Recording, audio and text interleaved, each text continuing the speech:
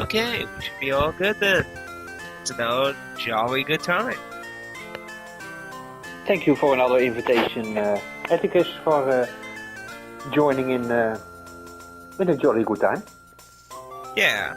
I actually been wanting to talk about a few things because I actually have a few things from the power area too, but I figured I would start with the stuff about Atlas since I haven't actually made a video of my personal thoughts with Atlas. And I thought it'd probably be nicer to talk to somebody about it as opposed to just rambling on by myself.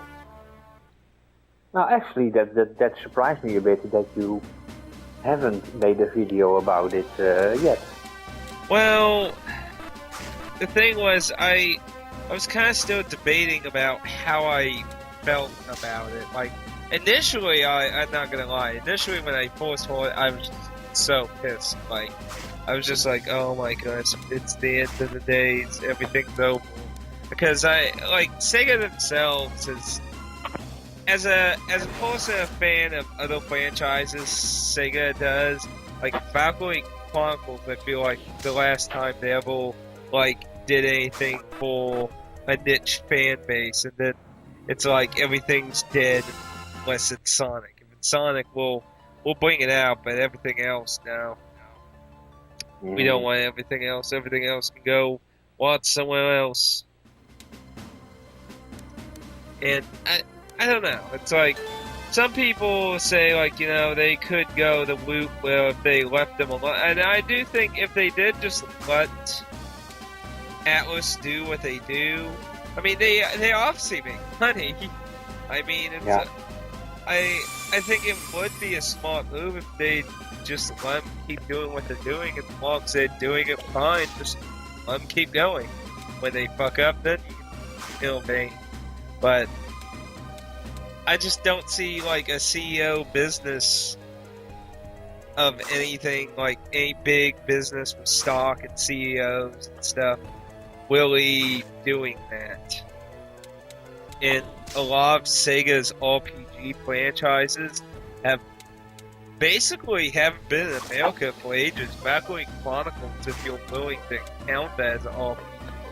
I mean, it is kind of a weird, turn-based, third-person, kind of real-time, kind of not real-time RPG gameplay. But I mean, if you count that, that's like one of the last really RPG things Sega has in their own house brought over to America is 1 and 2. We didn't get 3 because neither of the two sold well, in their opinion, well enough to warrant doing anything else. So a lot of people, and Operation Rainfall has been doing a poll to try and get interest for the third game for localization, but I mean, I kind of fell into a neutral ground kind of thing. Like, it could be good, or it could be bad. It could be kind of... Yeah. It's just, I think Alpha Omega Sense at best. It's just something we're gonna have to wait and see how it turns out. Yeah. Yeah. They can use now Sega as publisher worldwide.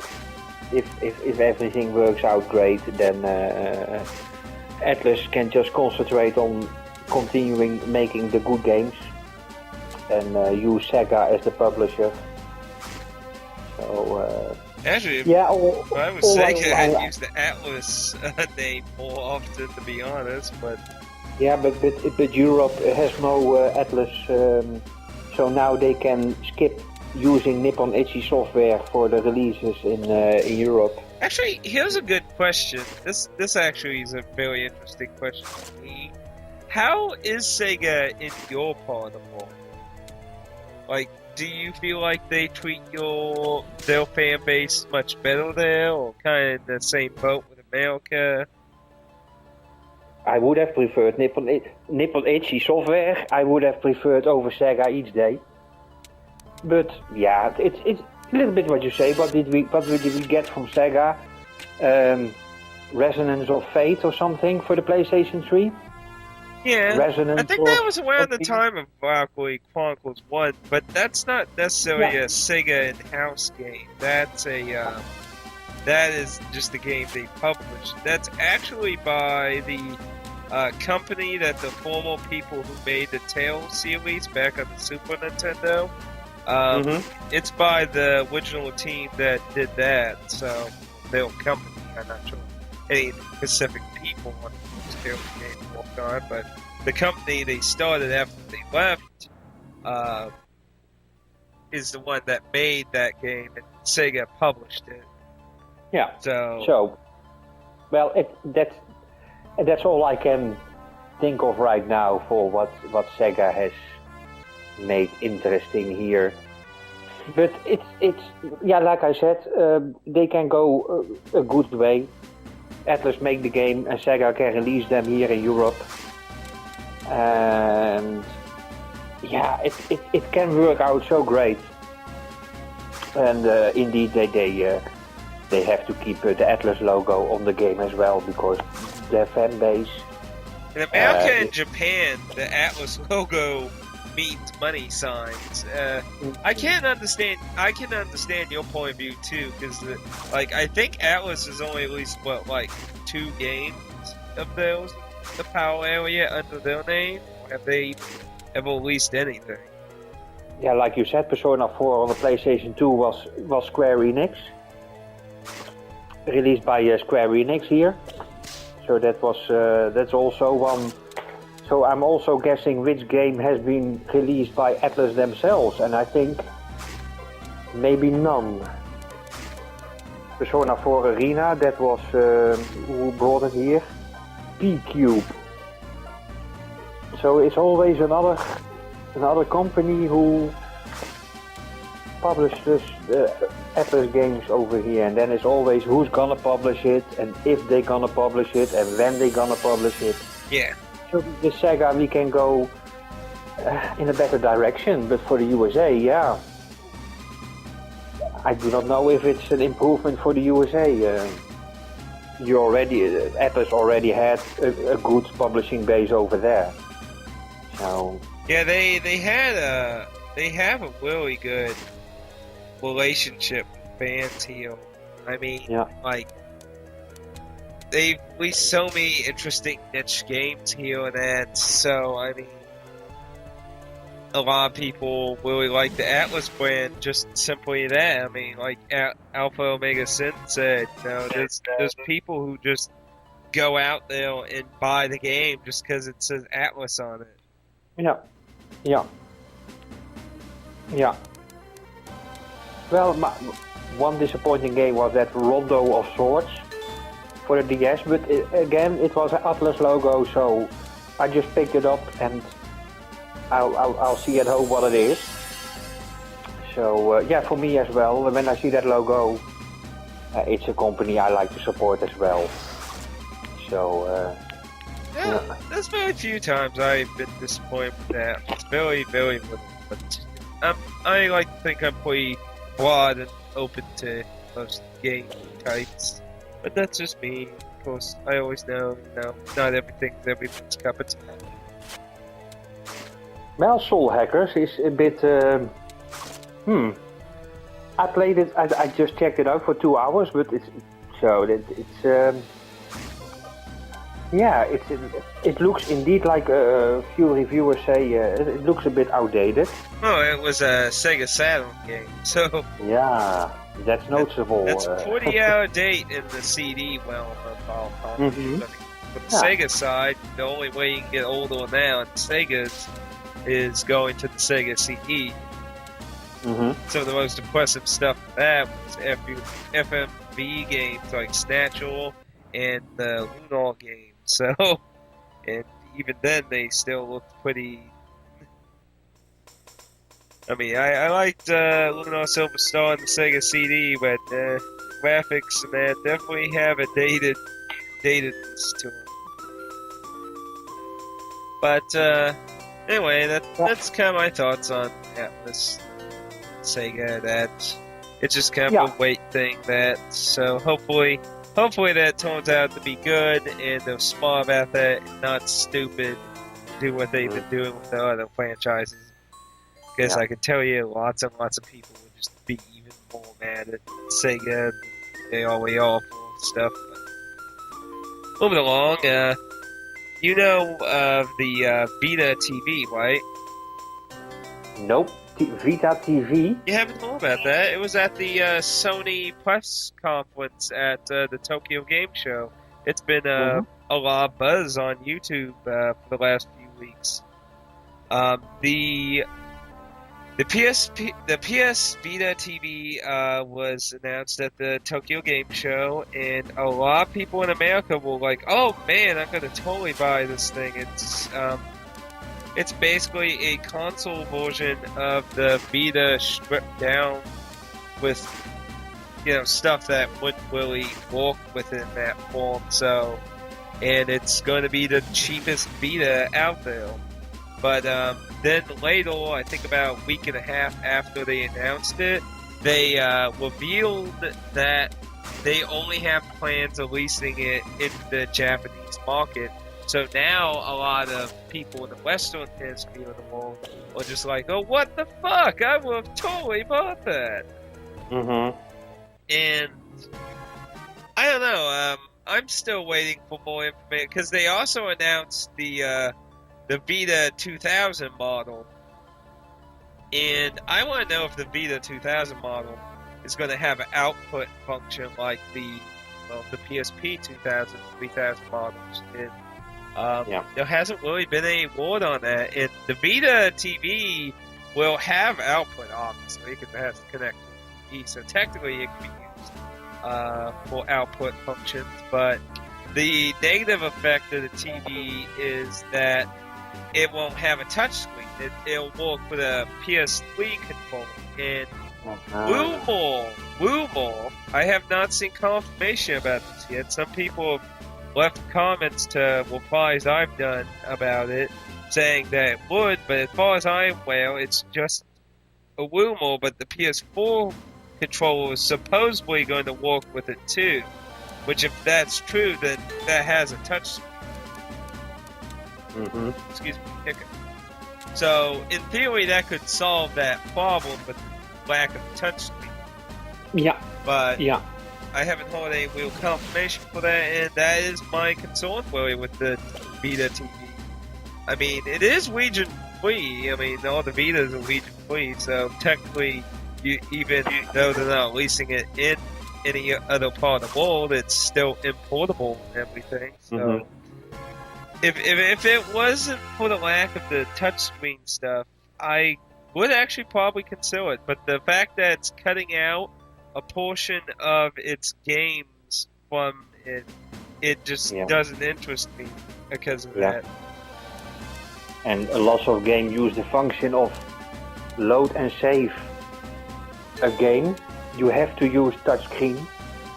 So it's already lots of games that have been released will be unplayable because if you want to save a game, in the game you select save, and then you get like a kind of Sony menu like on the PSP, but you have to use touchscreen to select a file where you want to save. There's no way with the controller. Doesn't function? No. You have to touch an empty slot and click on save game. Wow. Yeah, so that will be a little problematic. I'm assuming only Vita games were like that, because, releasing this thing, if all Vita games were like that, I couldn't even imagine how the hell they're going to make them work unless they patch every single game or something. So it works a little bit like the PlayStation Portable. You get some kind of PlayStation Portable menu, but now it's Vita style with touchscreen. And lots of games. That's gonna suck for a lot of the early Vita games then. Yeah. And see, that's exactly why I have no interest in it. You're cutting out a portion of your game's market out of it, and I understand it's supposed to be this really cheap Vita. I mean, it's supposed to be in American dollars, it basically translates to $99. So that's very freaking That's- shit cheap, Yeah. And that's Yeah, why that they is- said they were releasing it in Japan. And it apparently, I guess, actually, somebody, I can't remember. Somebody actually, I watched a video. Somebody recently said that the original PSP is actually still outselling the Vita and is still receiving new games in Japan. So I guess the idea is to try and counter its old system, I guess.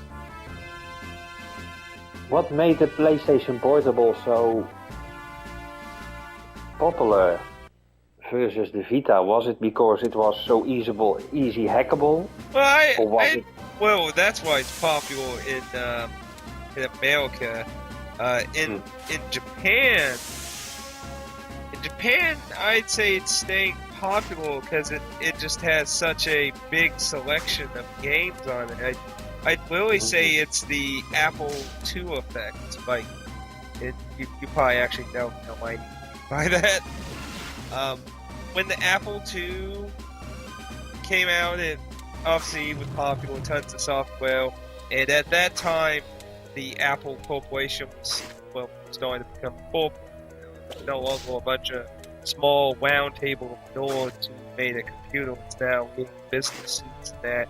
And they wanted to basically make more computers, and they spent like years making new models that kept failing because the Apple II just had so much software and shit. And it's like, why update to something that has like 5 new programs when this has like 500? And that's how I see it with that. I mean, it just has so much software compared to the Vita right now. Mhm.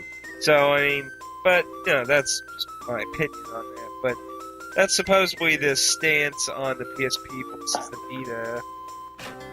So, I guess the TV is a idea to try and get it in more people's houses. But Well, it is solvable, of course, because the touchscreen version of the PlayStation Vita handheld uses when you save, it's a piece of software the Vita gives you. So I guess if you have a Vita TV, they will change that piece of software from the Vita itself. They will change it from touchscreen to control base. I think that is just, it's a bit of software, so I think they can change that so you can still save instead of using the touchscreen with the controller. I think that is solvable for Sony. Now I think about it. it's possible. It really depends on how they do it. Yeah. But it has the possibility of being fixed. But I guess the Vita is doing much better in America because even Xseed is releasing physical versions of Vita games when they're getting all this slack for digital download titles on the 3DS. But they've been constantly releasing all these physical versions of Vita games. I mean, Valhalla Knights 3 just got announced by Xseed.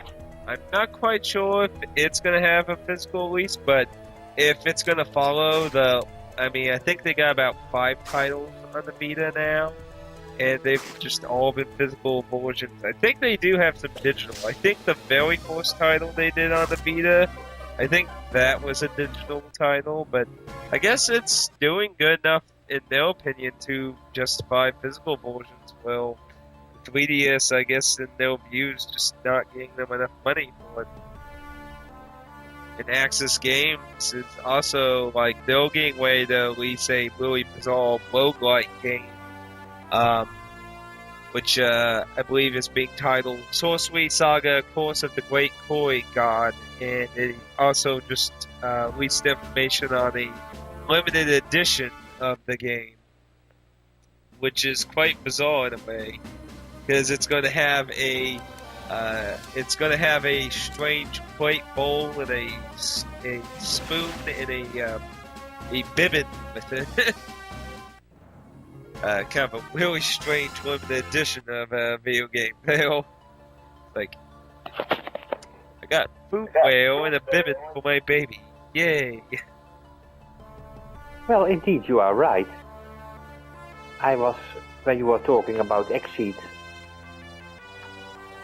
and then November the 15th, we will get Ease Memories of Celzetta as import here in Europe from the USA. So Exceed is gonna make that one.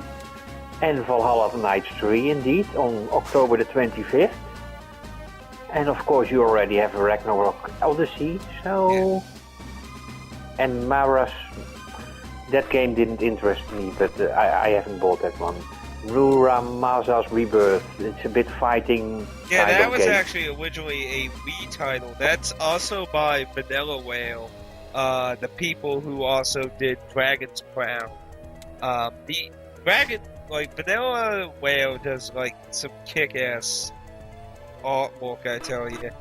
But, that's a very odd Metroidvania type game. Mm-hmm. It does have very map mold style, Metroidvania style games. And it's very samurai kind of setting, and it has really interesting boss fights. I've actually really wanted to get that game, but for some reason I just never got around to it. And then the Vita version was announced, and then I was like, well, that's going to have more stuff than the Wii version, and it's being published by someone else, so they might even clean it up a little bit. Because, let's see, I think they were called Ignition, was the people who brought us the Wii version in America, and they were kind of a really small company. Not saying they're bad, but they, had limited resources and such, so... But, sometimes, they bring next games over, I'm happy enough there. I mean, as long as you don't just burn the whole thing in the process, I played Super Nintendo games, I've part of the Ted Woosley generation of, Final Fantasy translations. I mean, come on. In case you're not aware, Ted Woosley is the guy who translated a lot of Squaresoft's titles on Super Nintendo. So, a lot of the weird humor and English versions back then from Ted Woosley. Which sadly some people don't like him, so... Mm-hmm. Oddly enough, he currently works at Microsoft's arcade division. Kind of weird. Don't know how he went from translator to working on the arcade market on the Microsoft console. Makes me feel kind of bad about him. Yeah. If it pays better, probably. Well, I kind of like some of the weirdness. Now, something, I'm not sure if you heard anything about this. As far as I'm aware, this is only referring to America, but apparently Namco has trademarked a new title. Actually, wait. Yes, it is. It is trademarked for Europe as well. A new Tales game. I'm not even sure if I want to try and pronounce it. It begins with a Z. Zestiria. Destra. But that's been trademarked for Europe and the United States, so hopefully that means that, well, Namco is just going to keep releasing more titles for us. Have you heard anything about that? Not yet, no, but it is news that I still can appreciate. I was so disappointed with the latest Tales, but I still that hasn't let me down in the Tales of series. I am glad they will release at least Cydia 2 for sure, and indeed it's good to hear they are still will hopefully continue releasing new Tales games. Yeah, I mean, I think it's always good news to hear them doing that. I mean, it really counters a lot of the hatred I used to have for them back during the PS2 era, where they just keep hopping in and out of releasing games, and then be like, well, you didn't love us enough, so why? Yeah. But I've always hyped up enough on that. But yes, it's very good in my opinion. See them to keep on the gravy train and good, keeping people happy now. Yeah. And I'm happy to. I haven't played enough of the newest one. Actually, what I was planning on doing, but I've been busy getting away for New York Comic Con and that, so I've kind of just put it on hold. What I was actually going to do, because it was solely because of what you told me, I was going to actually compare it to Grace F. I got Grace F way back when it came out, but I never even tried it yet. So what I was going to actually do was going to play basically both of them and kind of have like a versus match between the two. Okay, yeah.